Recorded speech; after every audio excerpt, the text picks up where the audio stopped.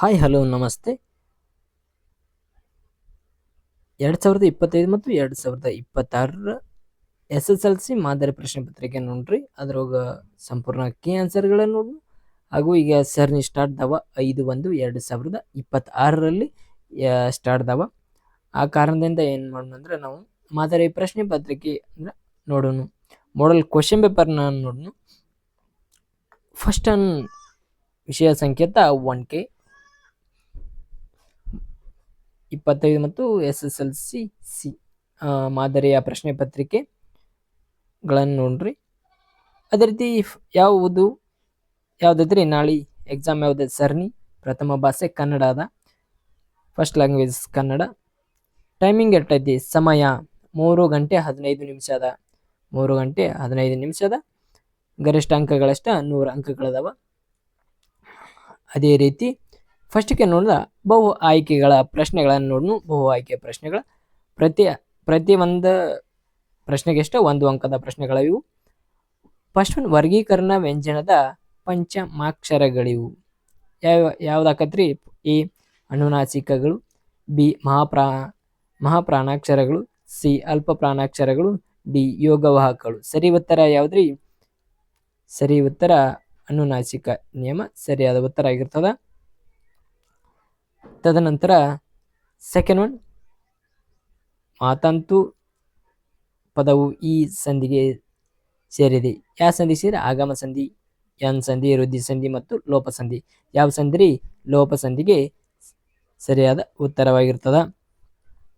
Next one third one ರೀ, ಒಂದು ಪೂರ್ಣ ಕ್ರಿಯಾಪದದೊಂದಿಗೆ ಸ್ವತಂತ್ರವಾಗಿರುವ ವಾಕ್ಯ. ಫಸ್ಟ್ ಒನ್ ಸಂಯುಕ್ತ ವಾಕ್ಯಗಳು, ಬಿ ಸಂಯೋಜಿತ ವಾಕ್ಯಗಳು, ಸಿ ಸಾಮಾನ್ಯ ವಾಕ್ಯಗಳು, ಡಿ ಮಿಶ್ರ ವಾಕ್ಯಗಳು. ಸರಿಯ ಉತ್ತರ ಯಾವುದಂದ್ರ ಸಾಮಾನ್ಯ ವಾಕ್ಯ ಆಗಿರ್ತದ. ಸಿ ಸರಿಯಾದ ಉತ್ತರ ಆಗಿರ್ತದ. ಅದೇ ರೀತಿ 1 to ಹಿಡಿದ ಡಿಗ್ರಿ ಮೀಟ ಎಲ್ಲ ಮಾಡಲ್ ಕ್ವಶನ್ ಸಿಗ್ತಾವ. ಎಕ್ಸಾಮಿನೇಷನ್ 25, 26, 24, 2018 ಹಿಡ್ಕೊಂಡು 2026 ತನಕ ಕ್ವಶನ್ ಪೇಪರ್ಗಳ ನಮ್ಮ ಚಾನಲ್ದಲ್ಲಿ ನಿಮಗೆ ಸಿಗ್ತಾವ. ಅದೇ ರೀತಿ ಸರಣಿಗಳ ಸ್ಟಾರ್ಟ್ ಆಗವು. SSLC ಸರಣಿಗಳು ಅಷ್ಟೂ ನಮ್ಮ ಚಾನಲ್ನಲ್ಲಿ ಅಪ್ಲೋಡ್ ಆಗಿರ್ತಾವ. ನೀವು ಅಲ್ಲಿ ಪ್ಲೇ ಲಿಸ್ಟ್ನಾಗ ಹೋಗಿ ನೀವು ವಿಡಿಯೋನ ನೋಡ್ಬೋದು. ವಿಡಿಯೋನ ನೋಡೋಕೆ ಆಗ್ಲಿಕ್ಕ ಟೆಲಿಗ್ರಾಮ್ ಲಿಂಕ್ PDF ಕೊಡ್ತೀನಿ, ಅಲ್ಲಿ ಹೋಗಿ ಜಾಯ್ನ್ ಆಗಿರಿ. ನಿಮ್ಮ PDF ಅನ್ನು ಸಿಗ್ತದ. ಅದೇ ರೀತಿ ಪಿಕ್ಸ್ ಕ್ವಶನ್ಗಳಾಗಿರ್ತಾವ. ಮಾಡಲ್ ಕ್ವಶನ್ ಪೇಪರ್ ಅದೇ ರೀತಿ ಇರ್ತದ. ಅದೇ ಕ್ವಶನ್ ಪೇಪರ್ ಇರ್ತದ. ನೀವು ಹೋಗಿ ಎಕ್ಸಾಮ್ ಸರಳವಾಗಿ ಸರಣಿಯನ್ನು ಬರಿಬೋದು. ಫಿಫ್ತ್ ಒನ್ ನೋಡ್ರಿ. ಅದೇ ರೀತಿ ಲೋಕದೋಳ್ ಎಂಬ ಪದದಲ್ಲಿರುವ ವಿಭಕ್ತಿ ಪ್ರತ್ಯಯ ಯಾವುದು ಅಂತ ಕೇಳ್ತಾರ. ವಿಭಕ್ತಿ ಪ್ರತ್ಯಯದ ಪ್ರಥಮ, ತೃತೀಯ, ಸಿ ಸಪ್ತಮಿ ಮತ್ತು ಡಿ ದ್ವಿತೀಯ. ಸರಿಯಾದ ಉತ್ತರ ಯಾವ್ದಾಕತ್ರಿ? ಸಪ್ತಮಿ ಸರಿಯಾದ ಉತ್ತರ ಆಗ್ತದ. ಅದೇ ರೀತಿ 6, ಮುಂಗೈ ಪದವು ಈ ಸಮಾಸಕ್ಕೆ ಉದಾಹರಣೆಯಾಗಿದೆ. ಫಸ್ಟ್ ಎ ಕ್ರಿಯಾ, ಬಿ ತತ್ಪುರುಷ, ಸಿ ದ್ವಿಗು, ಡಿ ಅಂಶಿ. ಸರಿಯಾದ ಉತ್ತರ ಯಾವ ಸಮಾಸ ರೀ? ಅಂಶಿ ಸಮಾಸ ಸರಿಯಾದ ಉತ್ತರ. ಅದೇ ರೀತಿ ಸೆಕೆಂಡ್ ಒನ್, ಸಂಬಂಧಿಪ ಬರೆಯುವ ಇವಕ್ಕೆ ಎಷ್ಟ್ರಿ ಬಿಟ್ಟ ಸ್ಥಳ ಅಂದ್ರೆ ಸಂಬಂಧಿಪದ ಬರೆಯುವುದು ಇವಕ್ಕೆ ಎಷ್ಟು ಮಾರ್ಕ್ಸ್ ಅಂದ್ರೆ ಒಂದೊಂದಕ್ಕೆ ಒಂದೊಂದು ಮಾರ್ಕ್ಸ್ ರೀ. ಫಸ್ಟ್ 7ನೇದ ವೀರ ಬೀರ, ಮತ್ತು ಕೊಡಲಿ ಏನಾಗ್ತದ್ರಿ? ಕುಟಾರ. 8ನೇದು ನದಿ ರೂಢನಾಮ ಆಗ್ತದ. ವಿಜ್ಞಾನಿ ಯಾವ್ದಾಗ? ಅನ್ವರ್ಥ ನಾಮ ಆಗ್ತದ. 9 ಬನ್ನಿ ಬನ್ನಿ ದ್ವಿರುಕ್ತ ಆಗ್ತದ. ಹಾಲು ಜೇನು ಜೋಡು ನುಡಿ ಆಗ್ತದ. ತದನಂತರ 10 ನೋಟ ಕೃದಂತ ಭಾವನಾಮ ಪೇರ್ಮೆ ಏನಾಗ್ತದ ಅಂದ್ರ ತದ್ವಿತಾತ ಭಾವನಾಮ ಆಗ್ತದ. ಥರ್ಡ್ ಒನ್ ರೀ, ಒಂದೊಂದು ವಾಕ್ಯದಲ್ಲಿ ಉತ್ತರನ ಬರೆಯಿರಿ. ಒಂದು ವಾಕ್ಯದಲ್ಲಿ ಉತ್ತರನ ಬರೆಯಿರಿ. ಭಾಷೆ ಯಾವುದಕ್ಕೆ ಸಾಧನವಾಗಿದೆ? ಫಸ್ಟ್ ಒನ್, ನಮ್ಮ ಸುತ್ತಮುತ್ತಲಿರುವ ರೂಢನೆ ವ್ಯವಹರಿಸುವುದಕ್ಕೆ ಹಾಗೂ ವಿಚಾರ ವಿನಿಮಯ ಮಾಡುವುದಕ್ಕೆ ಭಾಷೆ ಒಂದು ಅಮೂಲ್ಯ ಸಾಧನವಾಗಿದೆ. 12ನೇದ್ರಿ, ಶಾನುಭೋಗ ಚಿಕ್ಕನಾಯಕನಹಳ್ಳಿಗೆ ಏಕೆ ಹೋಗಿದ್ದರು?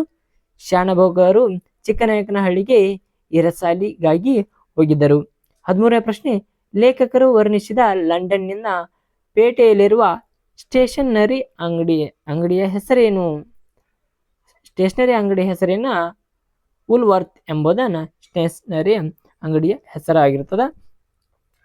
ತದನಂತರ 14ನೇ ಪ್ರಶ್ನೆ, ಕ್ಯಾಸ್ಪಿ ವಿದ್ಯಾಭ್ಯಾಸಕ್ಕಾಗಿ ತನ್ನ ಮಕ್ಕಳಿಗೆ ಯಾರ ಬಳಿಗೆ ಕಳಿಸಿದರು? ಯಾರ ಬಳಿಗೆ ಕಳಿಸಿದರಂದ್ರೆ ಸಹೋದರ ತನ್ನ ಮಕ್ಕಳನ್ನು ತನ್ನ ಸಹೋದರ ಸೂರ್ಯ ಮಿತ್ರನ ಬಳಿಗೆ ಕಳಿಸಿದ್ದಳು. 15ನೇ ಪ್ರಶ್ನೆ ರೀ. 15ನೇ ಪ್ರಶ್ನೆ,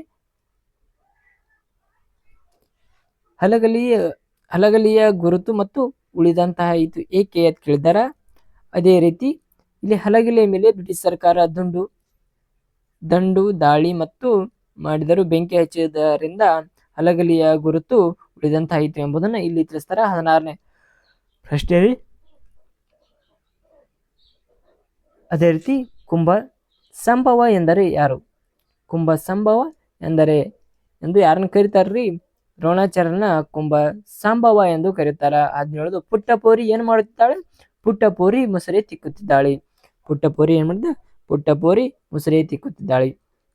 ಅದೇ ರೀತಿ ಈಗ ನೋಡ್ರಿ 2 ಅಂಕದ ಪ್ರಶ್ನೆಗಳ ಯಾವ್ಯಾವ ಆನ್ಸರ್ ಯಾವ್ಯಾವ 3-4 ವಾಕ್ಯಗಳಲ್ಲಿ ಉತ್ತರ ಬರೆಯಿರಿ. ಉತ್ತರ ಅಂಶವನ್ನಾಧರಿಸಿ ಪ್ರತಿ ಪ್ರಶ್ನೆಗೂ 2 ಅಂಕಗಳನ್ನ ಇಲ್ಲಿ ದೊರೀತಾವ.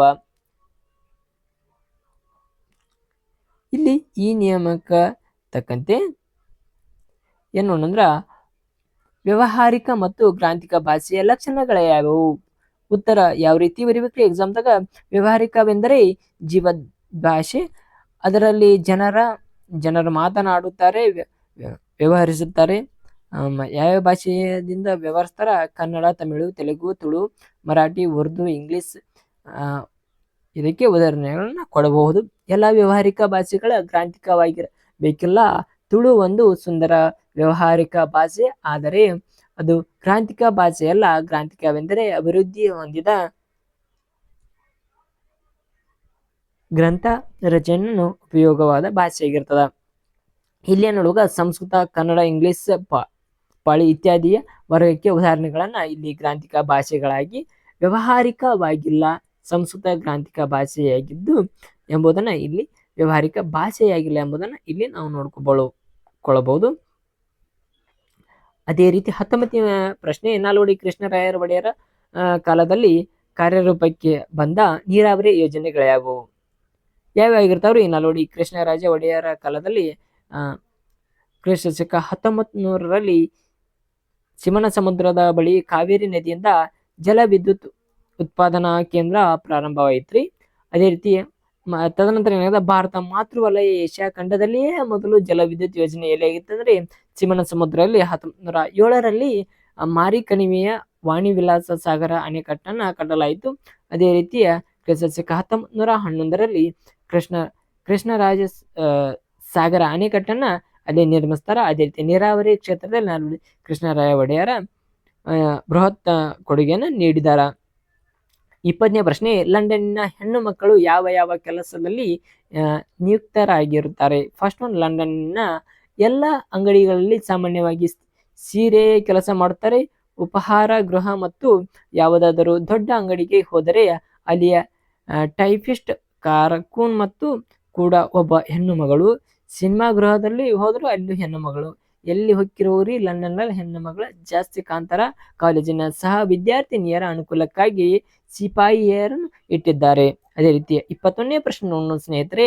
ಸೂರ್ಯಮಿತ್ರನು ಮಾವನೆಂದು ತಿಳಿದಾಗ ವಾಯುಭೂತಿಯ ಪ್ರತಿಕ್ರಿಯೆ ಹೇಗಿತ್ತು? ಕಿರಿಯವನಾದ ವಾಯುಭೂತಿ ಮತ್ತು ತನ್ನ ಸಹೋದರ ಮಾವ ಸೂರ್ಯಮಿತ್ರನ ತಮಗೆ ಮಾಡಿದ್ರೆಲ್ಲವೂ ಅನ್ಯಾಯವೆಂದು ಬಗೆದನು. ನಾವು ಭಿಕ್ಷೆ ಎತ್ತಿಕೊಂಡು ಬಂದ ಕೂಳಿಗೆ ತುಸು ಎಣ್ಣೆಯನ್ನಾಗಲಿ ತುಸು ಮಜ್ಜಿಗೆಯನ್ನಾಗಲಿ ನಮ್ಮ ಮಾವ ಕೊಡಿಸಲಿಲ್ಲ. ಕೆರೆಗೆ ನಾವು ಮೀಯಲು ಹೋದಾಗ ಇವನು ಎಣ್ಣೆಯ ವಾಸನೆಯನ್ನು ನೋಡಿಸಲಿಲ್ಲ. ಆಗಾಗ ನೆಂಟರಿಷ್ಟರ ಕರೆಸಿ ನಮ್ಮ ಕಣ್ಣೆದುರ ದಿವಹಾರನ್ನು ಇವನ ಉಣ್ಣುತ್ತಿದ್ದ ಎಂಬುದನ್ನು ಇಲ್ಲಿ ನಾವು ನೋಡ್ಬೋದು. ಆಳುಗಳಿಗೆ ಆಪ್ತನ ದೂಟವಾಗುತ್ತಿತ್ತು. ಆವಾಗ ಹಬ್ಬದಲ್ಲಿಯೂ ನಮಗೆ ಒಳ್ಳೆಯ ಊಟ ಬಡಿಸಲಿಲ್ಲ. ಇವತ್ತು ಪಂಚಮಹಾ ಪಾತಕಿ ಕಣ್ಣೇರಿ ಸರಿ 7-8 ವರ್ಷ ನಮ್ಮನ್ನು ಶತ್ರುಗಳಂತೆಯೇ ನಡೆಸಿಕೊಂಡನಲ್ಲ ಎಂಬ ವಾಯುಭೂತಿಯ ತನ್ನ ಮನಸ್ಸಿನಲ್ಲಿ ಸೂರ್ಯಮಿತ್ರನ ಬೆಕ್ಕಿಗೆ ಕ್ರೋಧವನ್ನು ತುಂಬಿಕೊಂಡನು. ನೆಕ್ಸ್ಟ್ ನೋಡ್ರಿ 22ನೆಯ ಪ್ರಶ್ನೆ, ಹೊಸಗಾಲದ ಹಸು ಮಕ್ಕಳ ಹಕ್ಕಿ ಹೇಗೆ ಅರಸಿದೆ? ಉತ್ತರ, ಕಾಲಳು ಯುಗ ಯುಗ ಹಣೆಯ ಬರಹವನ್ನು ಅಳಿಸಿ ಹಕ್ಕಿ ಹೊಸದನವನ್ನು ಹೊಸ ಹಣೆಯ ಬರಹವನ್ನು ಹೊಸ ಹೊಸ ಹಣೆ ಬರಹವನ್ನು ಎಲ್ಲರಿಗೂ ಹೊಸಗಾಲದ ಹಸು ಮಕ್ಕಳಿಗೆ ಹೊಸ ಚೈತನ್ಯ ನೀಡುತ್ತಾ ಉತ್ತಮ ಭವಿಷ್ಯಕ್ಕಾಗಿ ಹರಸಿದೆ. ತದನಂತರ 23ನೇ ಪ್ರಶ್ನೆ, ಹಲಗಲಿಯ ದಂಡು ಬರಲು ಕಾರಣವೇನಿತ್ರಿ? ಉತ್ತರ, ಹಲಗಲಿಯ ಬೇಡರಾದ ಪೂಜಾರಿ ಹನುಮಂತ, ಬ್ಯಾಡರ ಬಾಲ, ರಾಮ ಮತ್ತು ಜಡಗ ಇವರು ಬ್ರಿಟಿಷರ ಸರ್ಕಾರಕ್ಕೆ ಹೋರಾಡಿಸಿದ ನಿಶಸ್ತ್ರೀಕರಣ ಆದೇಶವನ್ನು ವಿರೋಧಿಸಿ ತಮ್ಮಲ್ಲಿರುವ ಆಯುಧವನ್ನು ಕೊಂಡನು. ಒಪ್ಪದೇ ಹೋದಲ್ಲಿ ಅವರೇನ್ ಮಾಡ್ದ, ದಂಗೆ ಹತ್ತಿಕ್ಕಲು ಬಂದು ಕಾರ್ಕೂನ ಕಪಾಳಕ್ಕೆ ಹೊಡೆದು ಸಿಪಾಯಿಯನ್ನು ದುರಂತವನ್ನು ನಡೆಸಿದ್ದರು. ಕೋಪಗೊಂಡ ಕಂಪನಿ ಸರ್ಕಾರ ಅಧಿಕಾರದಲ್ಲಿ ಹಲಗೆ ಬೇಡರ ದಂಗೆ ಮೇಲೆ ಬಗ್ಗು ಬಡಿಯಲು ದಂಡನ್ನು ಕರೆಸಿತ್ತು. ಅದೇ ರೀತಿ 24ನೆಯ ಪ್ರಶ್ನೆ, ಭಗತ್ ಸಿಂಗನ ತಾಯಿಯ ಕಣ್ಣುಗಳಿಗೆ ನೀರು ಧಾರಾಕಾರವಾಗಿ ಹರಿಯಲು ಕಾರಣವೇನಿತ್ರಿ? ಎಲ್ಲಾ ಮಕ್ಕಳು ಸಂಜೆ ಶಾಲೆಯಿಂದ ಬಂದಿದ್ದರು, ಆದರೆ 12 ವರ್ಷದ ಬಾಲಕ ಭಗತ್ ಸಿಂಗ್ ಮಾತ್ರ ಮನೆಗೆ ಬಂದಿರಲಿಲ್ಲ. ಅವನ ತಂದೆ ತಾಯಿಯರಿಗೆ, ಕುಟುಂಬದ ಇತರ ಸದಸ್ಯರಿಗೆ ಬಹಳ ಆತಂಕವಾಯಿತು. ಸಂಜೆ ತಡವಾಗಿ ಮನೆಗೆ ಬಂದ ಭಗತ್ ಸಿಂಗ್ನನ್ನು ಕಂಡ ಅವನ ತಂಗಿ ಸಂತೋಷದಿಂದ ವಿರಾಜಿ ಬಂದ ಎಂದು ಕೂಗಿಕೊಂಡಳು. ಕತ್ತಲಾದರೂ ಮಗ ಮನೆಗೆ ಬಾರದೆ ಇದ್ದುದರಿಂದ ಆತಂಕಗೊಂಡಿದ್ದ ಆತನ ತಾಯಿಯ ಮಗನನ್ನು ಕಂಡು ಸಂತೋಷವಾಗಿ ಓಡಿ ಬಂದು ಮಗನನ್ನು ಅಪ್ಪಿಕೊಂಡು ಆಕೆಯ ಕಣ್ಣುಗಳಿಂದ ನೀರು ಧಾರಾಕಾರವಾಗಿ ಸುರಿಯುತ್ತಿತ್ತು ಎಂಬುದನ್ನು ಇಲ್ಲಿ ನಾವು ತಿಳಿಯಬಹುದು. 25ನೇ ಪ್ರಶ್ನೆ ಯಾವ ರೀತಿ ಆಗಿತ್ತು ಅಂದ್ರ, 25ನೇ ಪ್ರಶ್ನೆ ನೋಡೋಕ್ಕಿಂತ ಮೊದಲ ನಮ್ಮ ಚಾನಲಿನ ಯಾರು ಸಬ್ಸ್ಕ್ರೈಬ್ ಮಾಡಲಿ ಹಾಗಾಗಿ ಸಬ್ಸ್ಕ್ರೈಬ್ ಮಾಡಲಿ. ಮುಂದಿನ ಸರಣಿ paper second Kannada, English, Hindi, mathematics, science ಎಲ್ಲವನ್ನ ನಮ್ಮ ಯೂಟ್ಯೂಬ್ ಚಾನಲ್ ಅಪ್ಲೋಡ್ ಮಾಡಲಾಗ್ತದ. ನೀವು ಅದನ್ನ ನೋಡ್ಬೇಕಂದ್ರೆ ನೀವು ಸಬ್ಸ್ಕ್ರೈಬ್ ಮಾಡಿರ್ಬೇಕು, ಬೆಲ್ ಐಕನ್ ಆನ್ ಮಾಡಿರ್ಬೇಕು. ಆವಾಗ ನಮ್ಮ ವಿಡಿಯೋಗಳು ನಾನು ನಿಮ್ಗೆ ತಲುಪ್ತಾ. ಯಾರು ಸಬ್ಸ್ಕ್ರೈಬ್ ಮಾಡಿಲ್ಲ ದಡ ಸಬ್ಸ್ಕ್ರೈಬ್ ಮಾಡಿರಿ. ಆಗ ಕಮೆಂಟ್ ಮಾಡಿರಿ, ನೀವು ಕಮೆಂಟ್ ಬಾಕ್ಸ ನಿಮ್ದು ಮಾಡಿರಿ. ಈಗ ನಿಮ್ಗೆ ಏನಾರ ಡೌಟ್ ಇರ್ತಾರೆ ನಮಗೆ ಕಮೆಂಟ್ ಮಾಡಿರಿ, ನಾವು ಸಾಲ್ವ್ ಮಾಡ್ತೀನಿ. 25ನೇ ಪ್ರಶ್ನೆ, ವಿವೇಕಾನಂದರ ದೃಷ್ಟಿಯಲ್ಲಿ 25ನೇ ಪ್ರಶ್ನೆ ರೀ, ವಿವೇಕಾನಂದರ ದೃಷ್ಟಿಯಲ್ಲಿ ದೇಶದ ಪ್ರಗತಿ ಹೇಗೆ ಸ್ಥಿರವಾಗುವುದು? ವಿವೇಕಾನಂದರ ದೃಷ್ಟಿಯಲ್ಲಿ ದೇಶದ ಪ್ರಗತಿಯ ಸ್ಥಿರವಾಗಬೇಕಾದರೆ ದೇಶದ ಭಾಷೆಯಲ್ಲಿ ಜನರಿಗೆ ಭಾವನೆಗಳನ್ನು ನೀಡಿದರೆ ಅವರ ವಿಷಯ ಗ್ರಹಣವನ್ನು ಮಾಡಿಕೊಂಡಿದ್ದರು. ಅದೇ ರೀತಿ ಅವರ ಮತ್ತೊಂದು ಅವಶ್ಯಕತೆ ಮತ್ತು ಇದೆ, ಅದು ಸಂಸ್ಕೃತ. ನಾವು ಅವರಿಗೆ ಈ ಸಂಸ್ಕೃತಿಯನ್ನು ಕೊಡುವ ತನಕ ಅವರ ಪ್ರಗತಿಯ ಸ್ಥಿರವಾಗಲಾರದು. ಆದಂತಹ ಸಂಸ್ಕೃತಿ ಮಾತ್ರ ಆಘಾತ ಸಹಿಸಬಲ್ಲದು. ಅದೇ ರೀತಿಯ ಕೆಲವರ ಜ್ಞಾನರಾಗಿಸಿ ಅಥವಾ ಅದನ್ನು ಎದುರಿಸುವ ಶಕ್ತಿ ಇಲ್ಲ. ಸಂಸ್ಕೃತಿಯ ರಕ್ತದಲ್ಲಿ ಹರಿಯಬೇಕು, ಆಗ ಮಾತ್ರ ದೇಶದ ಪ್ರಗತಿಯ ಸ್ಥಿರವಾಗುವುದು. ಇದು ವಿವೇಕಾನಂದರ ದೃಷ್ಟಿಕೋನವಾಗಿರ್ತದ. ಅದೇ ರೀತಿ 26ನೇ ಪ್ರಶ್ನೆ 27ನೇ ಪ್ರಶ್ನೆ ನೋಡ್ಕೊಂಡ ನೀವು ಈ ವಿಡಿಯೋದಲ್ಲಿ ಸರಿಯಾಗಿ ನೋಡ್ಕೊರಿ ಅವನ.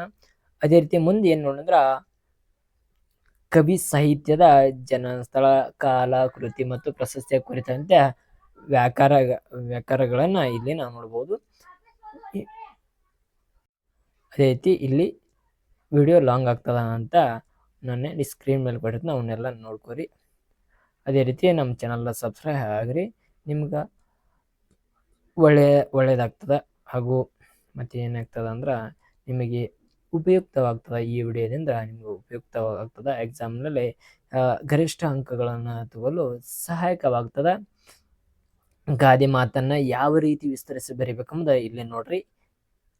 ಯಾವ ರೀತಿ ಬರಿಬೇಕಪ್ಪ, ಯಾವ ರೀತಿ ವಿಸ್ತರಿಸಿ ಬರೆದ್ರ ಇಲ್ಲಿ ನೋಡ್ರಿ. ಗಾದೆ ಮಾತುಗಳನ್ನ ಮನಸ್ಸಿದ್ದರೆ ಮಾರ್ಗ, ಅಥವಾ 2 ಕೊಟ್ಟಾರ, ನೀವು ಯಾವ್ದು ಬೇಕಾದ್ರೂ ಬರಿಬೋದು ಎಕ್ಸಾಮ್ದಲ್ಲಿ. ಮನಸ್ಸಿದ್ದರೆ ಮಾರ್ಗ, ಇಲ್ಲಿ 2 ಕೊಟ್ಟಾರ. ಯಾವ ರೀತಿ ಬರಬೇಕು, ಸಂದರ್ಭವನ್ನು ಸಾರಾಂಶದೊಂದಿಗೆ ಬರೆಯಿರಿ ಕೇಳಿದಾರ. ಇಲ್ಲಿ 3 ಮಾರ್ಕ್ಸ್ ಕಂಪಲ್ಸರಿ ಇರ್ತ. ಆಯ್ಕೆಯ ಸಂದರ್ಭ ಸ್ವರಸ್ಯ ಇವನ್ ಅಂತ ಬರೆಯಬೇಕ್ರಿ. ಇವನ್ ಬರದ್ರ 3 ಕೊಡ್ತಾರ್ರಿ. ಇಲ್ಲಕಂದ್ರ ಏನಾರ ಮಿಸ್ಟೇಕ್ ಮಾಡ್ರೆ ಏನೇನು ಬರಲ್ಲ. ಅಷ್ಟು ಮಾರ್ಕ್ಸ್ ಅನ್ನು ತೆಗಿಯುವಂತ ಅವರು ಪ್ರಯತ್ನ ಮಾಡ್ತಾರ. ನೀವು ಬರೆಯುವಂತ ಪ್ರಯತ್ನ ಮಾಡ್ರಿ. ನಿಮ್ಗೆ ಎಷ್ಟು ಅಂಕಗಳನ್ನ ಬೇಕು ಬೇಡ ಎಂಬುದನ್ನು ನಿಮ್ಮ ಇಚ್ಛೆ ಅಂತ ಇರ್ತದ. ಅದಕ್ಕೆ ಯಾವ ರೀತಿ ಬರಿಬೇಕ್ರಿ, ಯಾವ ರೀತಿಯನ್ನ ವಿವರಣೆ ಮಾಡ್ಬೇಕೆಂಬುದನ್ನ ನಿಮಗೆ ಗೊತ್ತಿರಬೇಕ್ರಿ. ಇಲ್ಲಿ ತದನಂತರ ಇಲ್ಲಿ ಪದ್ಯ ಪೂರ್ಣ ಮಾಡುವುದು, ತಪ್ಪಿಲ್ಲದಂತೆ ಪೂರ್ಣವಾಗಿ ಪೂರ್ಣ ಸಾಲುಗಳನ್ನು ಬರೆಯಿರಿ. ಪೂರ್ಣ ಸಾಲಿಗೆ 1 ಅಂಕ. ಕಲುಷಿತವಾದ ನದಿ ಜಲಗಳಿಗೆ ಅದ ನೋಡ್ರಿ, ಕಲುಷಿತವಾದ ನದಿ ಜಲಗಳಿಗೆ ಮುಂಗಾಳಿನ ಮಳೆಯಾಗೋಣ, ಬರಡಾಗಿರುವ ಕಾಡು ಮೇಡುಗಳಿಗೆ ವಸಂತವಾಗುತ್ತಾ ಮುಟ್ಟೋಣ, ಅಥವಾ ಮತಗಳೆಲ್ಲವೂ ಪಥಗಳು ಎನ್ನುವ ಹೊಸ ಎಚ್ಚರದೊಳು ಬದುಕೋಣ, ಭಯ ಸಂಶಯದೊಳ ಕದ್ದಿನ ಕನ್ನಡು ನಾಳಿನ ಕನಸುಗಳನ್ನ ಮಾಡಲು ಬಿತ್ತೋಣ. ಪದ್ಯಗಳದಾವ. ಇಲ್ಲಿ ಒಂದು ಹಳೆಗನ್ನಡ ಪದ್ಯ ಕೊಡ್ತಾರ, ಅದರ ಸಾರಾಂಶವನ್ನ ನೀಡಬೇಕ್ರಿ. 40ನೇ ಪ್ರಶ್ನೆ ಇದ್ದ ಅದರ ಸಾರಾಂಶವನ್ನ ನೀಡಬೇಕು. ಇಲ್ಲಿ ಸಾರಾಂಶವನ್ನು ಯಾವ ರೀತಿ ನೀಡಿದ್ದಾರೆ ಎಂಬುದನ್ನು ನೋಡ್ರಿ, ಬೋರ್ಡ್ನವರು ಕೊಟ್ಟಿದ್ದಾರೆ. ಮೊದಲ ಪ್ರಶ್ನೆ ಪದ್ಯಗಳು ಅದರೊಳಗೆ ಏನ್ ಕೊಟ್ಟಾರಂದ್ರ ಉತ್ತರಗಳ ಸಹಿತವನ್ನ ಯಾವ ರೀತಿ ಬರಿಬೇಕಪ್ಪ ಎಂಬುದನ್ನ ಅವರ ತಿಳಿಸಿದ್ದಾರ. ಆ ವಿಷಯಕ್ಕೆ ಅನುಗುಣವಾಗಿ ನೀವೇನ್ ಮಾಡ್ಬೇಕಂದ್ರ ಸರಿಯಾಗಿ ನೋಡ್ಕೊಂಡು ಸರಿಯಾಗಿ ಬರೀಬೇಕು. ನೀವು ಸರಿಯಾಗಿ ಓದಿದ್ದ ಅದಲ್ಲಿ ನಿಮಗೆ ಏನ್ ಲಾಭದಾಯಕ ಅದ ಅಂದ್ರ ಎಕ್ಸಾಮ್ನಲ್ಲಿ ಗರಿಷ್ಠ ಅಂಕಗಳನ್ನು ತೆಗೆದುಕೊಳ್ಬಹುದು. ಆ ಕಾರಣದಿಂದ ನೀವು ಅದಕ್ಕೆ ಸರಿಯಾಗಿ ವಿಡಿಯೋನ ನೋಡ್ರಿ. ನಿಮ್ಮ ಯಾರ ಡೌಟ್ಗಳು ಇದ್ವು ಅಂದ್ರೆ ಕಮೆಂಟ್ ಬಾಕ್ಸ್ ನಿಮ್ದಾಗಿರ್ತದ. ನೀವು ಕಮೆಂಟ್ ಬಾಕ್ಸ್ನಲ್ಲಿ ನಿಮ್ಮ ಅನಿಸಿಕೆಗಳನ್ನು ಹೇಳ್ಕೊಳ್ಳಬಹುದು. ಅದೇ ರೀತಿ ಉತ್ತರಗಳನ್ನು ಯಾವ ರೀತಿ ನೀವು ಬರಿಬೇಕ, ಚಿತ್ರಗಾಟ ಆಗಿರಬಾರ್ದ. ಇಲ್ಲಿ ಕೊಟ್ಟಾರ ನೋಡ್ರಿ, ಗದ್ಯ ಭಾಗ ಓದಿಕೊಂಡು ಪ್ರಶ್ನೆಗಳಿಗೆ ಉತ್ತರನ ಬರೀರಿ. ಇಲ್ಲಿ ಒಂದು ಪ್ಯಾರಾಗ್ರಾಫ್ ಕೊಡ್ತಾರ, ಅದನ್ನ ಓದ್ಕೊಂಡು ಏನ್ ಮಾಡ್ಬೇಕಂದ್ರ ಅಲ್ಲಿ ಉತ್ತರಗಳನ್ನ ನೀಡಬೇಕ್ರಿ. ಅಂದ್ರೆ ಈ ಪ್ಯಾರಾಗ್ರಾಫ್ ಓದಿ ಇಲ್ಲಿ ಪ್ರಶ್ನೆಗಳನ್ನ ನೀಡ್ತಾರ, ಅವಕ್ಕ ನೀವು ಆನ್ಸರ್ಗಳನ್ನ ಬರೀಬೇಕು. ಅದೇ ರೀತಿ ಪತ್ರ ಲೇಖನ ಬರೀರಿ. ಲಾಸ್ಟ್ಗೆ ಏನ್ ಕೇಳ್ತಾರ, ಪತ್ರ ಲೇಖನ ಬರೆಯಿರಿ. ಪತ್ರಕ್ಕೆ ವ್ಯವಹಾರಿಕ ಮನವಿ ಪತ್ರ ಇರ್ತದ. ಇಲ್ಲಿ ನೋಡ್ರಿ, ನಿಮ್ಮನ್ನು ಚಿಕ್ಕಮಗಳೂರು ಜಿಲ್ಲೆಯ ಕೊಪ್ಪ ತಾಲೂಕಿನ ಗುಡ್ಡೆತೋಟ ಗ್ರಾಮದ ನಿವಾಸಿ ಅನ್ನಪೂರ್ಣ ಎಂದು ಭಾವಿಸಿಕೊಂಡು ಗ್ರಾಮದಲ್ಲಿ ಸರ್ಕಾರಿ ಪದವಿ ಪೂರ್ವ ಕಾಲೇಜು ಆರಂಭಿಸುವಂತೆ ಕೋರಿ ಶಿಕ್ಷಣ ಸಚಿವರಿಗೆ ಪತ್ರ ಬರೆಯಿರಿ. ಅಲ್ಲಿ ಯಾವ್ದು ಹೆಸರು ಕೊಟ್ಟಿರ್ತಾರ ಅದನ್ನೇ ಮೆನ್ಷನ್ ಮಾಡ್ರಿ. ಎಲ್ಲ ಅಡ್ರೆಸ್ ಏನು ಕೊಟ್ಟಿರ್ತಾರ ಅದನ್ನೇ ಮೆನ್ಷನ್ ಮಾಡ್ರಿ. ನಿಮ್ಮ ಊರ ನಿಮ್ಮ ಕಾಲೇಜ್ ಏನು ಎಲ್ಲಿಯೂ ಮೆನ್ಷನ್ ಮಾಡ್ರತ್ತ ಹೇಳಿಲ್ಲ. ನೀವು ಏನು ಮಾಡಕ್ ಹೋಗ್ಬೇಡ್ರಿ. ನೀವು ಮಾಡ್ರ ತಪ್ಪು ಆಗ್ತದ. ಇಲ್ಲಿ ವ್ಯವಹಾರಿಕ ಪತ್ರವನ್ನ ಬರೆದಿದ್ದಾರೆ ನೋಡ್ರಿ. ಇಂದ ಅನ್ನಪೂರ್ಣ, ಗುಡ್ಡೆತೋಟ ಗ್ರಾಮ, ಕೊಪ್ಪ ತಾಲೂಕಿನ, ಚಿಕ್ಕಮಗಳೂರು ಜಿಲ್ಲೆ. ಅಲ್ಲಿ ಯಾವ ರೀತಿ ಬರೆದ ನೋಡ್ಕೊರಿ. ಯಾರಿಗೆ? ಇವರಿಗೆ ವ್ಯವಹಾರಿಕ, ಇವರಿಂದ ಇವರಿಗೆ ಬರಿಬೇಕ್ರಿ. ಇವರಿಗೆ ಮಾನ್ಯ ಶಿಕ್ಷಣ ಸಚಿವ, ಕರ್ನಾಟಕ ಸರ್ಕಾರ, ವಿಧಾನಸೌಧ, ಬೆಂಗಳೂರು. ಮಾನ್ಯರೇ, ವಿಷಯ ಸರ್ಕಾರಿ ಪದವಿ ಪೂರ್ವ ಕಾಲೇಜು ಆರಂಭಿಸುವಂತೆ ಕೋರಿದೆ. ಮೇಲ್ಕಂಡ ವಿಷಯಕ್ಕೆ ಸಂಬಂಧಿಸಿದಂತೆ ಚಿಕ್ಕಮಗಳೂರು ಜಿಲ್ಲೆ ಕೊಪ್ಪ ತಾಲೂಕಿನ ಗುಡ್ಡೆತೋಟದ ಗ್ರಾಮದ ನಿವಾಸಿಯಾದ ಅನ್ನಪೂರ್ಣ ಎಂಬ ಹೆಸರಿನವಳ ಆದ ನಾನು ತಮ್ಮಲ್ಲಿ ವಿನಂತಿಸಿಕೊಳ್ಳುವುದೇನೆಂದರೆ, ಗ್ರಾಮದ ಕನಿಷ್ಠ 100ಕ್ಕೂ ಅಧಿಕ ವಿದ್ಯಾರ್ಥಿಗಳು ಪ್ರೌಢಶಾಲೆಯ ಓದುತ್ತಿದ್ದು, ಇದಕ್ಕೆ ಪೂರಕವಾಗಿ ಗ್ರಾಮದಲ್ಲಿ ಪದವಿ ಪೂರ್ವ ಕಾಲೇಜು ಇರುವುದಿಲ್ಲ. ಇದರಿಂದಾಗಿ ವಿದ್ಯಾರ್ಥಿಗಳು ದೂರದ ಕೊಪ್ಪಕ್ಕೆ ಕಾಲೇಜು ಶಿಕ್ಷಣಕ್ಕಾಗಿ ಹೋಗಬೇಕು.